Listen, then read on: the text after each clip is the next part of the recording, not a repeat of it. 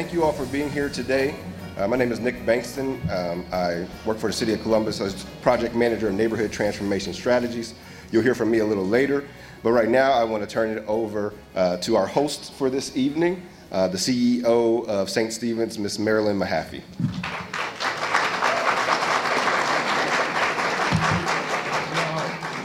Good evening. Welcome to St. Stephen's Community House. As Nick said, my name is Marilyn Mahaffey, and I am the CEO of this amazing organization.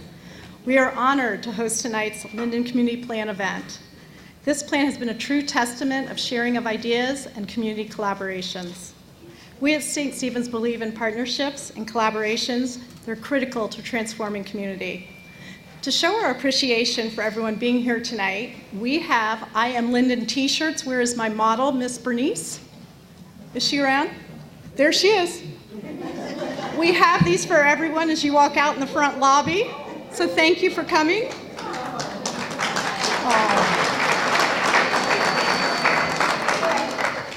Without further ado, it is my pleasure to introduce the Mayor of Columbus, the Honorable Andrew J. Ginther.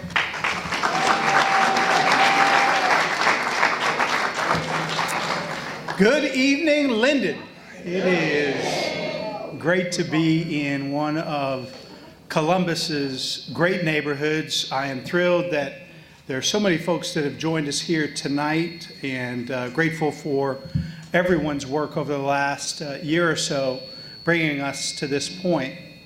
I do want to acknowledge our partners in all of our work. If your top three priorities are neighborhoods, neighborhoods, neighborhoods, you better have a city council that's committed to that vision as well. And we're lucky to have President Hardin and President Pro Tem Stenziano here, and grateful for their support and their work. So I want to thank the Neighborhood Design Center and to Marilyn and her team here at St. Stephen's for hosting us here tonight, Director William Scott and Nick Bankston, all of the community members who have been involved and have attended in so many different ways. We're here at St. Stephen's tonight, one of the cornerstones of the Linden community.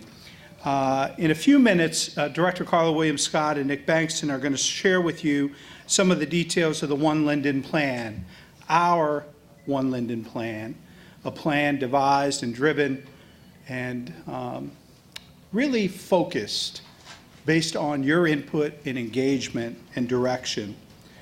There are executive summaries for you to take with you, but before we get into the specifics, I want us to remember why we embarked on this plan.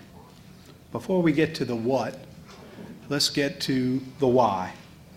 I've heard from residents who tell me they're tired about hearing about the challenges of this neighborhood, their Linden. What about the assets? What about a strengths-based approach? What about the possibilities? What about the community spirit? Is Peggy Williams here tonight? Not yet. But everybody knows Miss Peg. Ms. Peg's a lifelong resident of Linden. She's a homeowner, works at the local child care center. She's a graduate of our Neighborhood Leadership Academy. She knows the challenges of this neighborhood. She lives with them. But Ms. Peg also lives with optimism for the future of this community and neighborhood. She's also been actively involved in the process. She has been to every working group meeting, every planning session. Ms. Peg is the reason we do this work. Shalisa Williams, she here?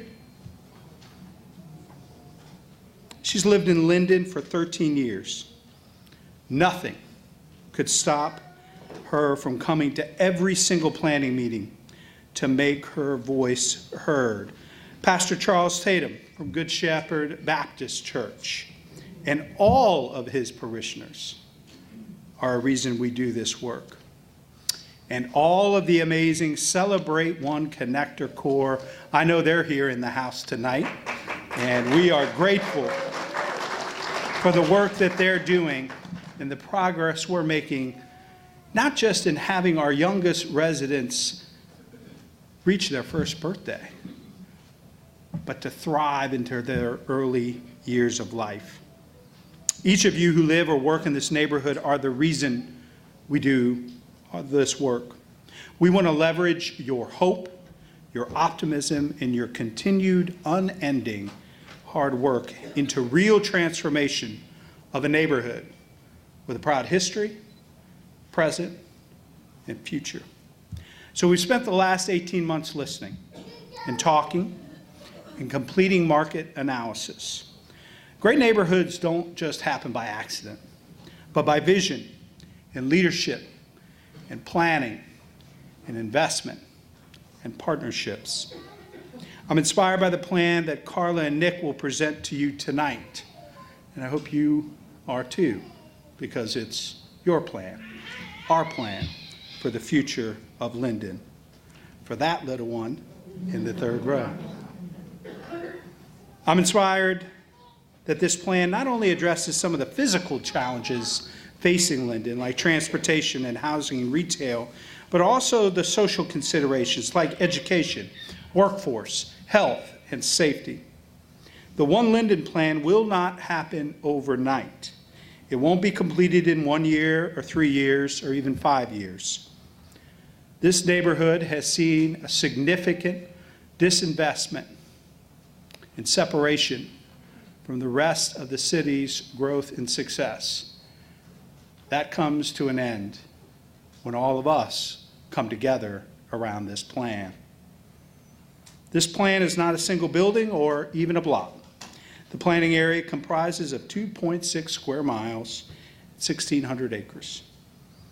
But we have not simply been waiting for this plan to begin to complete and starting the work here in Linden. As many of you know, we opened the Linden Park Early Childhood Center that serves already more than 100 families, and we look to double that as we continue to expand and open up the second floor after renovation. We announced a new Linden Community Recreation Center designed with input from the neighbors of Linden. We invested in removing blighted properties and or acquiring them for renovation.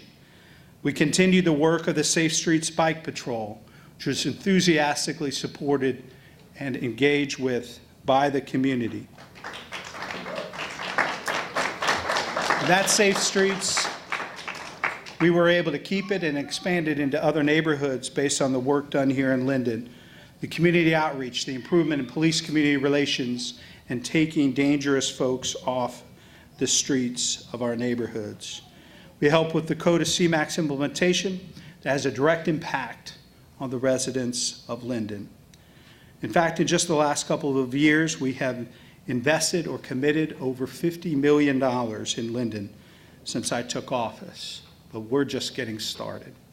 And this plan will help guide the work of the city and other public sector partners, not-for-profit partners, but also the private sector. If we think the Columbus Way is good for economic development and early childhood education and revitalization of downtown, shouldn't we use that same approach for neighborhood development? For the people of this city who haven't seen all the success that we've seen in other parts of our city, rallying and leveraging our collective resources and will to improve the quality of life of Linden residents. We'll continue to see transformation in the near future. Fire Station 16 will begin construction. Gap sidewalks, lighting, installation, ADA curbs will be installed. Smart Columbus prenatal trip program for expecting moms to help them get to doctor's appointments and other important job opportunities and child care will start next summer. Smart mobility hubs with real-time information kiosks with Wi-Fi access, USB charging ports, and touchscreen displays with access to multimodal trip planning, emergency calling will all be installed. Smart Columbus and the awarding of that wasn't just for downtown and for other parts of the business community. Our focus has always been about empowering the people of Linden and other neighborhoods to benefit from that incredible partnership and award. All of this work in the One Linden plan is possible through partnerships. Many private and other public entities have already stepped up. Georgetown, Habitat for Humanity, Pizzuti, the YMCA in Battelle, the United Way, Huntington Bank, the Ohio State University, and especially the Neighborhood Design Center. We're continuing our conversations with additional partners and lined up 3 more just last week. This is going to take our entire community's best and brightest and resources to make this happen. I got to tell you, when we started this planning process, I ran into a little bit of skepticism. There are probably some folks in this room tonight that have been part of other planning processes and ideas and charrettes. Let me tell you right here, this process has been different. This plan is different. And what we are sharing with you tonight is going to chart a very different course for this neighborhood because of you. The people of Linden who live here, do business here, worship here, and are part of this neighborhood. You have helped us chart a different course for the future of Linden. You should be very proud of this plan. And you have my commitment tonight, once again, to make sure that the Linden plan is the first step to the Linden Renaissance. Thank you all for being here tonight.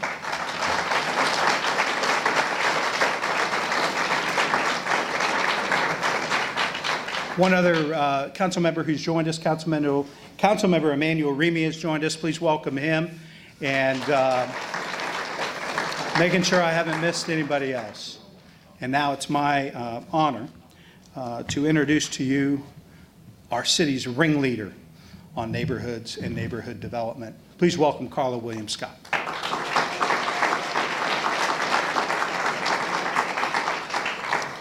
Good evening, everybody. Again, as the mayor said, thank you all for being here. You know, Nick and I talk a lot about the work that we do in Linden, and this plan has become a labor of love for us. We are committed to 3 things: people, place, and resources.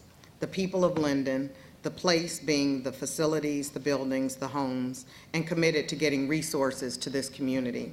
As our mayor mentioned, we have a lot of people who are interested in what we're doing in Linden, and we want that interest to turn into new homes, new businesses.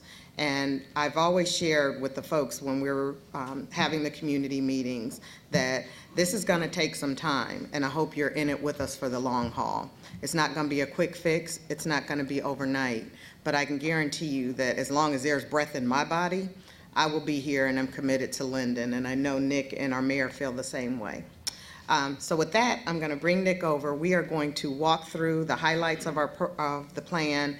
And again, I want to echo again what the mayor said about our partners. You know, we couldn't have done this with our team from the Neighborhood Design Center, our partners from Ohio State University that are working with us on the education plan, our partners at United Way that are working with us on the Neighborhood Leadership Academy. And so, you know, anything we do in this community is about partnership and delivering resources, and so I hope you will see that as we are moving forward. So without further ado, we're going to walk through the highlights of the plan and then the 10 big ideas that we will talk about moving forward. Thank you.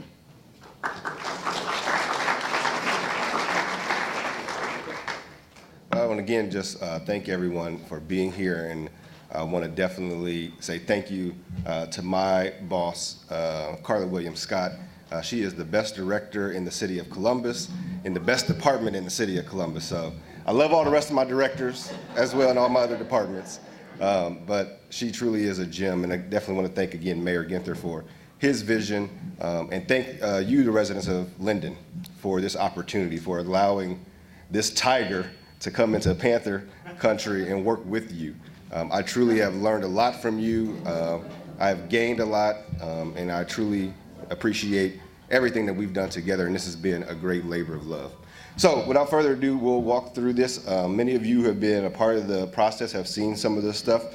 Really, what we want to focus on in this presentation, high level, the 10 big ideas, but really the actual plan itself, the layout of it, what it looks like. You also have that executive summary there with you that explains all of this information as well. So here we are in the, again, a Linden study area or target area. The entire Linden neighborhood, both north and south, is the mayor's priority, but we do know that it is a very large geography, about 7 square miles if you include both areas. So we had to really pare that down and look at a place where we wanted to have high impact, and that came through a myriad of options and data points that we looked at. Just a couple high-level data points that really stood out to us and kind of helped drive some of the recommendations in the work. We're looking at, again, 2.63 square miles. Our boundaries, if you will, or target area is Weber to the north, Billard Avenue and Maloney Park to the east, the train tracks at 11th to the south, and then the freeway I-71 to the west. So again, that's about 2.63 square miles. In this area is $24,000 is the median household income. The poverty level is higher than that of the city at 42%. The owner occupancy rate is at 36%. The chronic absenteeism rate at the high school is at 72%. And I like to always pause there to say that isn't people who are missing school. Chronic absenteeism is based off of a number of hours. So even if you are late to school, that counts into that number. So it's not just about days missed. And then the life expectancy is 7 years shorter than that of the county. So really, you know, taking those things, and we always like to start there to make sure people understand that, and everyone else understands that we are unapologetic about being here in Linden because we know that we have work to do. Approximately 18,000 people inhabit this geography in 2016, and I think really this number here identifies something that really stands out to us. So in 1960, which was the height of the population for this target area, there was 32,500 residents that lived here. So I always pause there to let people see that the infrastructure that Linden already currently has the capacity to really stabilize and build the capacity of our current residents while also welcoming new residents. So we have plenty of room in here for Linden. So for everybody that's watching, come on to Linden. We got some space for you, all right?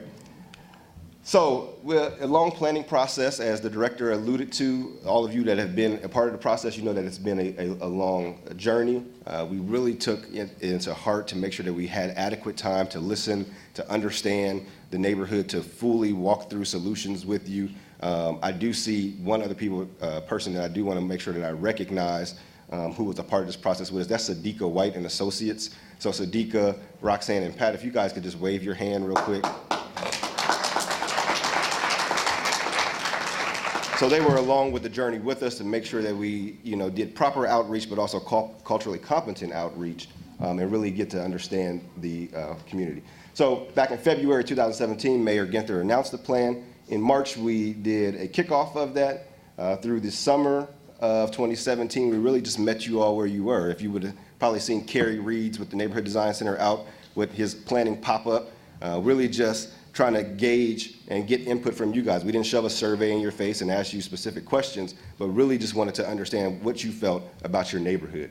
Moving into the autumn, starting in August and September through November, we had work group meetings. There are 5 pillars to the plan, and we had a work group for each pillar of the plan that met on a monthly basis. That was really driven by residents, that was again facilitated by Sadiqa and her team. And then in December, we had an open house and a workshop to really build community-wide consensus on what the issues are, come and prioritize what those were. Then moving into the spring, we started to talk about solutions and initial recommendations.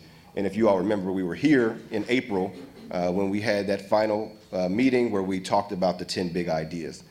Throughout that process, we've also done market analysis. That's basically a study of the housing and retail market for the neighborhood. We also have done some community visioning with you around what those potential projects and programs could be. And then, of course, throughout the entire phase, we've been in the documentation phase, which, again, the full copy of the documents and the plan are here. So speaking of the market analysis, We did, again, two things, housing and retail. So housing, we had a study done, and that was to really determine the market potential for new and existing housing units, determine the target household and the appropriate mix of units for the neighborhood, and then also to determine what the optimal market position for residential units could be here in the neighborhood. What our consultant came back with us, and after doing her analysis, showed that the current situation, there is a demand for housing in the neighborhood.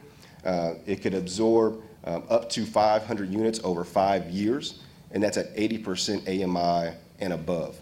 So that's really a good sign for the neighborhood to really show to the private sector that there is truly a market here for market rate development. Some of those percentages of people that we are looking to attract, this is really based off more of the general population and direction of the city. So those younger single families and childless couples, traditional and non-traditional families, and then of course empty nesters and retirees. So those are being the optimal folks to market the neighborhood to and who would potentially live in the neighborhood. And that is, again, on top of while keeping the same amount of residents. So that's not displacing people. This is what the neighborhood could absorb in addition to the current residents that are here. We also had a retail study done. As you all know, I'm sure somebody in here today probably bought something on Amazon. So brick and mortar retail is not what it used to be. So really taking the approach of called nodal development. So that's really concentrating retail and commercial activity at key intersections and key areas so that those retail entities can play off of each other and thrive. Our consultant identified 3 retail nodes, if you will. So node 1 being at East Hudson Street and I-71, so at the interchange, because of that great highway visibility. That is a long-term opportunity because there's currently a lot of commercial use being used at that site with Columbus City Schools, but still that being an optimal site because of its location, as well as the traffic that Hudson gets. Node 2, really focusing more on local retail, so small businesses, authentic restaurants, services, and that type of component, and really building off of the energy that's there at Myrtle and Cleveland. So as you know, Ina's Caribbean Kitchen, which is very, very popular here in the neighborhood, draws people into the neighborhood. Also drew a guy by the name of Guy Fiera from Food Network. So if you haven't had a chance to see that episode, Miss Ina's was featured on Food Network. Also New Harvest Cafe and all the great things that they're doing there. So really starting to build off that energy. 3 blocks, I should say, west of Myrtle and Cleveland. The city is making that $20 million investment in the park. So really starting to look at that area as a synergy, and really, as the mayor alluded to, building from strength, right? So not taking a shotgun approach, but really showing impact in one area and letting that spread out to the rest of the neighborhood. And then node 3, which is at 11th and Cleveland, which is the new home of the Department of Neighborhoods. So the city has made an investment there. That is where our headquarters will be. The director and the rest of the team, we will all be there by next year, as well as, CMHA is headquartered there. The Linden Transit Center, CODA is also making a significant investment at that center with Smart Columbus. So building off the energy there at that intersection as well. And at node 3, our market analysis shows us that a grocery store could be supported. This is one of the things that I always point to and say that when we think about grocery stores and the location of it, thinking outside of the box. We had Kroger leave Northern Lights, but we actually seen through our market analysis that there was a higher demand for grocery in the southern portion of the geography. So thinking about grocery being anchored there that could support other inline retail. So this we wanted to highlight that although we had a market study come in and we had analysis done from professionals and that great stuff. This are a compilation of maps and a mapping exercise that we did with you, the residents. So I think it's really cool to see, if you can see the red spots here, Myrtle and Cleveland, 11th and Cleveland, and again here at Hudson. So really showing that not only is that data driven, but that's also driven by you and what you feel and what you see the vision for the neighborhood being. So again, I'm sorry, I should have explained that. Red is retail, yellow is housing. So again, the vision of the plan, the 10 big ideas. So as I alluded to before, there are 5 pillars to the plan: housing, transportation, workforce and education, small business and retail, and education and workforce. So those are the 5 pillars of the plan. And so instead of coming up with a single strategy for each pillar of the plan or having a siloed approach, what we did is we took an integrated approach. We know that housing impacts the ability for retail and small business to thrive. We know that education impacts housing. We know that safety, health and safety impacts everything in the neighborhood. So we really wanted to break down those silos and look at what are transformational ideas that can turn the neighborhood around, and then what do we need to impact in those 5 pillars. So really the meat and the heart of the plan focuses on these 10 big ideas. So 1, reimagining Cleveland Avenue. So as you know, Cleveland Avenue is the spine of the neighborhood. I think it serves as the identity that people know as Linden, but reimagining and thinking of it in a different way. 2 ways. 1, that is really building off of and leveraging the CODA CMAX and having that be a full BRT. So the catalytic project there that we propose or recommend is having a dedicated transit lane for that BRT. So that way it can become a full operational BRT, and that can become an amenity as well as a selling point for the community. The second thing is rethinking Cleveland Avenue as not necessarily a full retail corridor, but how do you have these great pockets of great retail going on with higher density residential on the corridor so that you're really building out Cleveland Avenue. So the next idea, and these are in no order, they're not prioritized, these are just up here. So the next one is connect residents to employment. So as you know, the large job centers are not necessarily located in the central city outside of downtown, but they're located on the fringes of the city. So really, when we say connect residents to employment, it's about how do we train residents in the neighborhood for those skills and those jobs of tomorrow, but help also connect them to those job centers so that they can provide for their family. So catalytic project for this is a job training center in the actual neighborhood to remove those barriers so that people can get the skills that they need. Address early childhood experiences. So here we really are encouraging the stability of young lives, improving the access to trauma-informed services, and cultivating diverse experiences to foster well-rounded individual development. So this is something that is really key to the mayor's platform and has been since his role as city council president, and that is universal pre-K. So making sure that every child in this neighborhood has access to high-quality pre-K. 1, so that they're ready to go into elementary school and to kindergarten, but 2, so we're setting those behaviors early on, how to show up to school on time and how to perform in a classroom, and really instilling those skills into our children early on, which is a critical piece. And again, removing that barrier of cost and making sure that it's accessible to everyone. We want to connect the community.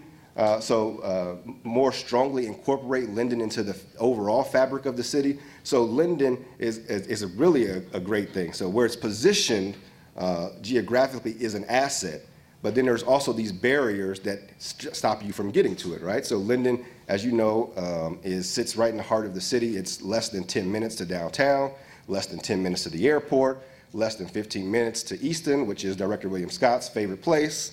And so it's positioned in a very great place, but there are some barriers, physical barriers, like the train track and the highway, that disconnect it from the city. So focusing on those corridor streets and making them more inviting and having multiple modes of transportation that get you into the neighborhood is really what we want to focus on there. So focusing on 11th Avenue, Hudson, Weber, and 17th as connecting streets that bring you into the neighborhood. Also at Cleveland Avenue, coming under the underpass, making it more inviting so that you feel that is more part of the city's fabric.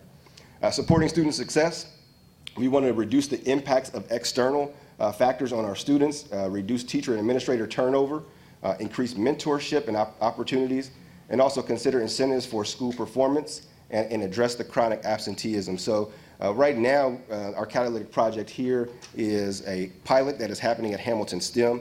I definitely want to give a shout out to Angelique Dean, who is here. Angelique, raise your hand. And if any of you haven't had a chance to meet her, she is awesome. And ever since she's come on board at Hamilton, this model has been working fabulously. So the model is called the Community Collaborative Model for School Improvement. And really what it talks about is taking into account those social and external factors that happen in the household into your curriculum and into your school improvement planning. The heart of this is Angelique's position, which she is the family and school coordinator. Her sole job is to help those families get those wraparound services that they need and to help correct the culture and climate in the building so that we're making it a place where teachers can teach and that service providers can come in and provide those wraparound services for our students.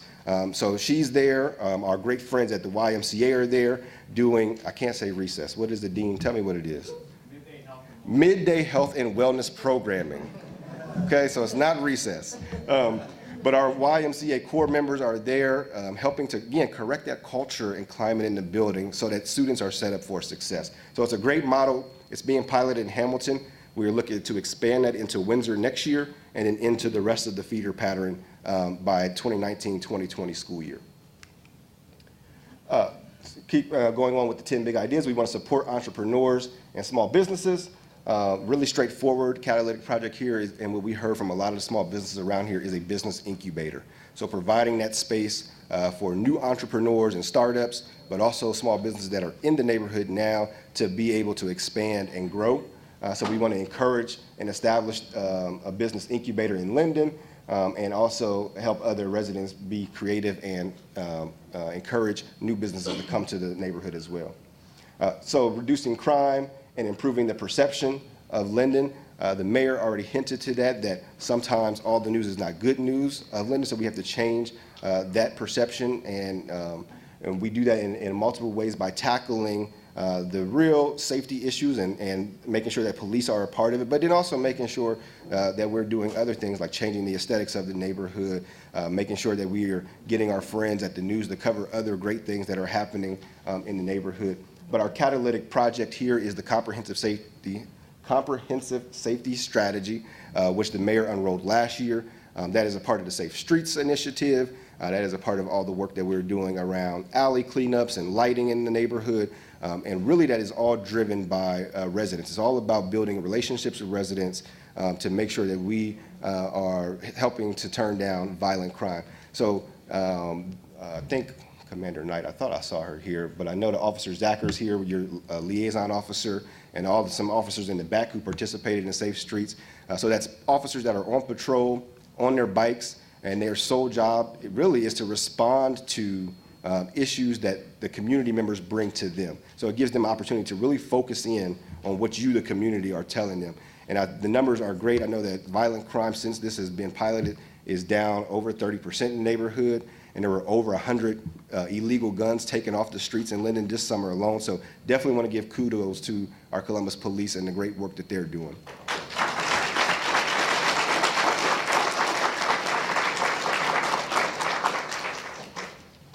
Next, we want to stabilize and expand housing options. So we know that we've heard very much from you on that housing is very important, the housing stock.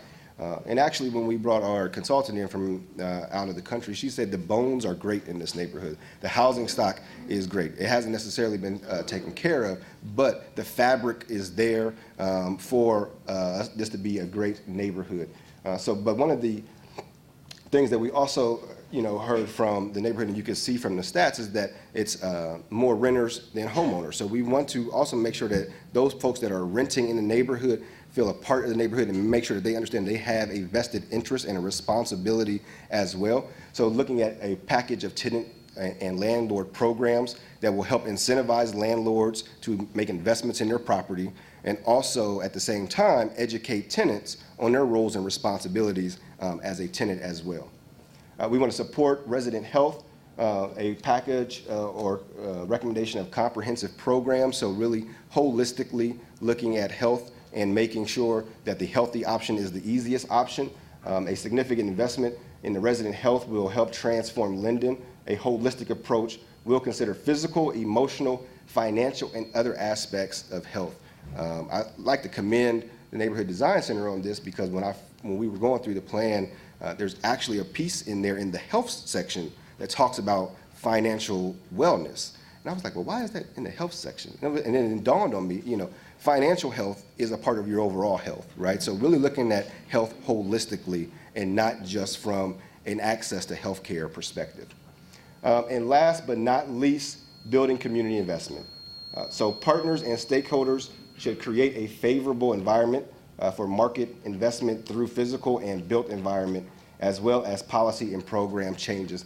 So again, the catalytic project here focusing on that nodal development. So really intensifying our efforts on those 3 nodes that we talked about, making sure that we're concentrating investment there so that that it's successful and that can radiate out to the rest of the neighborhood. So those are our 10 big ideas for Linden. They are bold, they are large in scope, there are many facets to them, but we know that we have to do something different and we have to be bold about the future of Linden.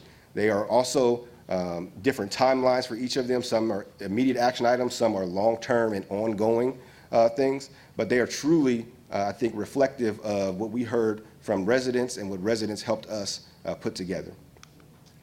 So on April 24th, at the wrap-up for all of the community engagement, we did have the 10 big ideas and had residents really prioritize those so that we could get a sense of, if we had to start tomorrow, where should we start and where do residents want us to start? So the top 3 vote getters, as you can see here, green being people's first choice, yellow being the second choice, third being their third priority. Total votes, the highest priorities were stabilizing and expanding housing options, connecting residents to employment, and reducing the crime and improving the perception of the neighborhood. So One Linden, this is the plan. This is the planning actual document. Now I'm going to walk through the plan for you. Is my advisory, I think some of my advisory committee people are here, community advisory people. Could you raise your hand for me? So I want to thank them. They're recognized in the document. So we had the work groups and we heard from residents, but we also had an advisory committee to make sure that we were digesting some of the community leaders, some of the other stakeholders that were digesting all the information. And it was a spirited group. They had helped us along the way craft a lot of different things. But the greatest part was when I put this up on the screen. I was like, so what do you guys think about the title? This was like the #1 thing that everyone voted for, and it was hands down, easy peasy. So I appreciate that. But One Linden, I think, really embodies the spirit of this planning process. Throughout this process, we worked with many different stakeholders, Sisters of Empowerment, the Greater Linden Business Network, New Salem Baptist Church, and the list goes on, Pastor Tatum and the Concerned Linden Clergy, and the list goes on. And it was really common that what stood out to us is that there were a lot of different organizations doing great work. And really the goal was Linden in the forefront. And so we really wanted to make sure that this plan and the title of it was the heart and true essence of the people of Linden. That is really One Linden, one strong Linden that is our community and our future. So that's the title of the document, and that's how we came up with that. So running through the document, if you will, and again, this is in your executive summary. There's clearly an introduction. And an introduction is really about the context of the neighborhood. It gives you a nice historical context of the neighborhood and really sets the tone for the plan. There's also the executive summary. That's where that lives. In the existing conditions section is pretty straightforward. It looks at each pillar of the plan and shows us the data and what the existing conditions are, so existing programs that are going on, also existing data for the neighborhood. The planning process, again, that's pretty straightforward. It walks through what our planning process was over this 18 months and really goes into detail about that. There's some great things that we've done with some students and other focus groups that are in there as well. The heart of the plan is, again, the 10 big ideas. We're going to walk through what a spread is, and that's the really meat of the plan, so I will show you that here shortly. After the 10 big ideas, another most important part of the plan is the implementation guide. I will also show you that here shortly. And then last but not least is the appendix. So we want to make sure that we are showing you the references of where all our data is. There's also supporting documents for some of the big ideas in there as well. So the 10 big ideas, this is really small. It gets bigger in the next 2 slides, okay? So this is just really a layout of what the actual big idea spread looks like. So you have a right side and a left side, if you will, and I will walk through each of those here now. So this is what a spread looks like. We just chose this one. But you'll see here you have your big idea. Here you have the pillars of the plan and which parts of the plan need to be impacted. And then here in each of the big ideas and sections, we actually have kind of a highlight there. So we're highlighting either different programs that are going on in the neighborhood or great things that are happening in the neighborhood. Here, we're talking about our great farmers market. Hopefully you got to get out and go to that.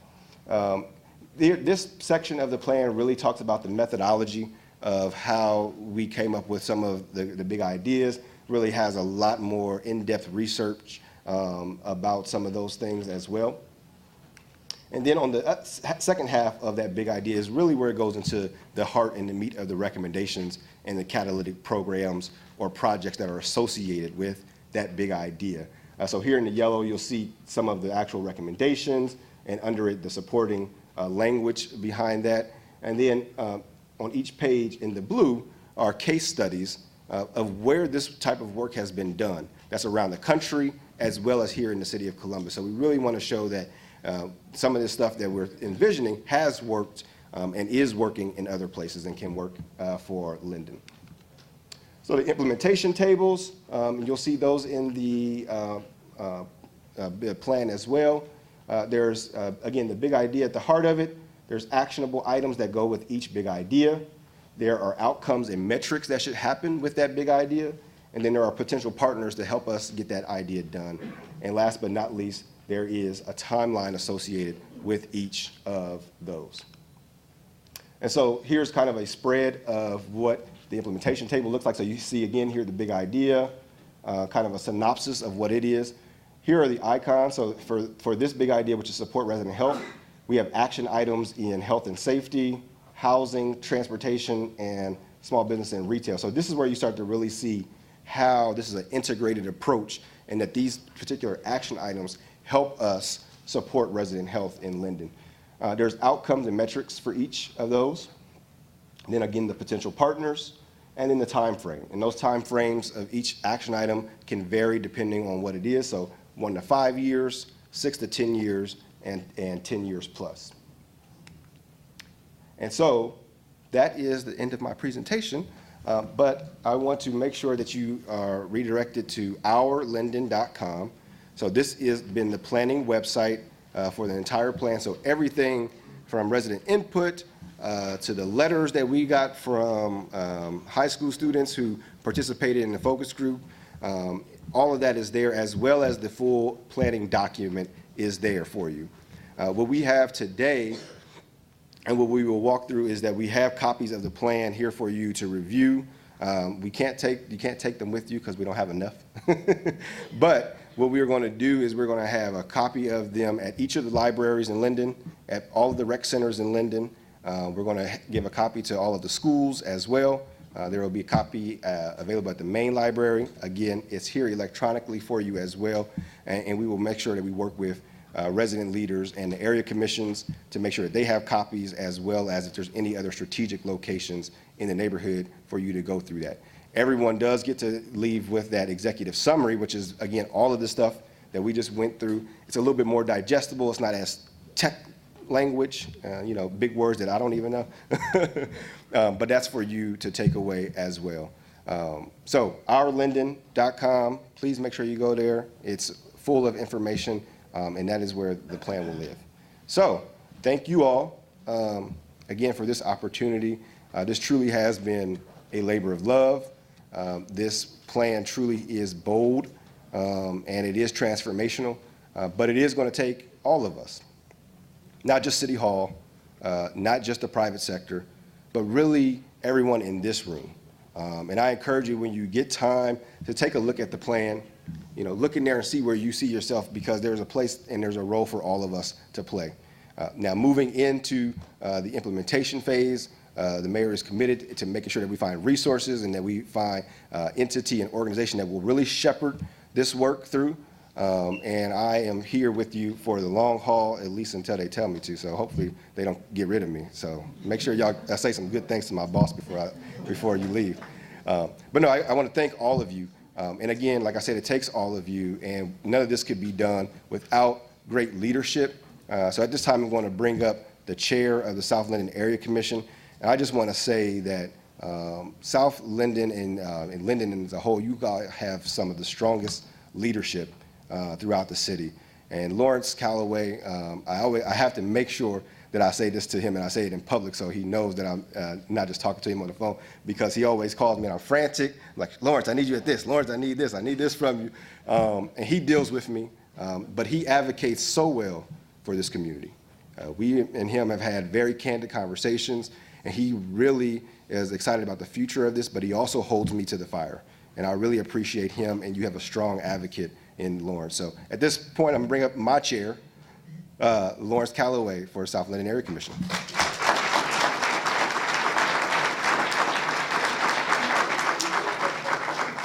Good evening, everyone. Good evening, everyone. Good evening. Can you all say Linden? Linden. Linden. Linden. This is what we're talking about, our community. This is rough. I feel like one of those kids who are playing on a team and everybody knocks it out the park, and you're supposed to keep it going. If not, you mess it all up, right? But seriously, the Linden Plan has been worked on tirelessly with community leaders, organizations. All of it's been said before. I can't say it enough. It's kind of like running it into the ground. But what I wanted to speak on was kind of something Nick ended with, was the implementation of this plan. Because you ask what the plan is, and ultimately it is not a savior, but it is a plan, a strategy that helps you reach a level of success. So the implementation portion of this is what I'm interested in, because I was sitting there thinking, to be absent from the mind is to be absent from the body. And we have some people who are going to be a little skeptical about this plan and what it does and whose needs it meets. But could you raise your hand if you went to one of those meetings, if you sat in a planning session? Raise your hand, please. If you were involved in this in some way, some form, the shaping of it. So these people were not absent from the mind. So their mind helped produce this body. So if you missed that portion of the thinking process, you have the ability to get involved with the implementation process of this. Because the people who worked on this thought for you, thought about you, put this together for you. So as they prepared a place for you to be, make sure you're in that place and occupying that space to get the most out of what this plan has to offer. Lastly, I'll end on this. We have men in the room who probably bought something and put it together, right? And you were arrogant enough to think that you did not need the instructions. Right? And you did a pretty good job of putting it together, but you found out that it was not stable. It was not durable, okay? This plan is to make sure that we create something sustainable, something durable, something meaningful to the community. So it is an instruction on how to use every last nut and bolt and piece of wood and metal and brick and mortar to make sure that this thing works. So if you didn't see yourself in it, maybe you need to mention how you could be in it, or identify who you are in this process to make the implementation process that much greater. I don't want to keep you long, but to say that this happens not because of the plan, it happens because of us. That's right. Us. It happens because of us. Linden. Linden. Linden. All right, thank you very much.